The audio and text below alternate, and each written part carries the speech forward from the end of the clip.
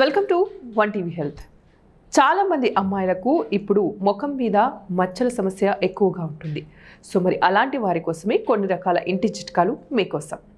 Pigmentation ఇప్పుడు చాలామంది సమస్య ఇదే. చర్మఛాయ తగ్గడం, నల్లని మచ్చలు, ఇలా చాలా రకాలుగా ఇది కనిపిస్తుంది. కాస్త జాగ్రత్తగా తీసుకుంటే ఈ సమస్యను అదుపులో ఉంచవచ్చు. విటమిన్ సి తగినంతగా మన శరీరానికి అందినప్పుడు పిగ్మెంటేషన్ సమస్య అదుపులో ఉంటుంది. 2 చెంచాల నిమ్మరసంలో కాస్త గంధం కలిపి ముఖానికి రాసుకొని ఆరనివ్వండి. ఆపై నీళ్లతో శుభ్రం చేసుకుని రోజ్ వాటర్లో ముంచిన దూదితో మరోసారి తుడవండి.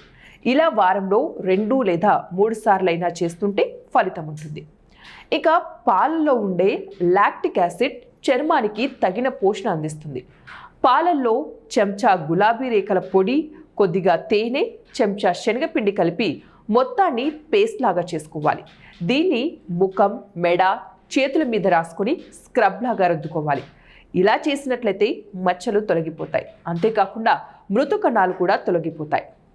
ఇక సమాన పరిమాణంలో బొప్పాయి, కలబంద గుజ్జుల్ని తీసుకుని దానికి చెంచా ఓట్స్ పొడిని కలపాలి. దీన్ని ముఖానికి రాసి ఆరనివ్వాలి. ఆపై చేతుల్ని తడుపుకొని ముడివేళ్లతో మర్దన చేయాలి. దీనివల్ల ముఖం కాంతివంతంగా మారుతుంది.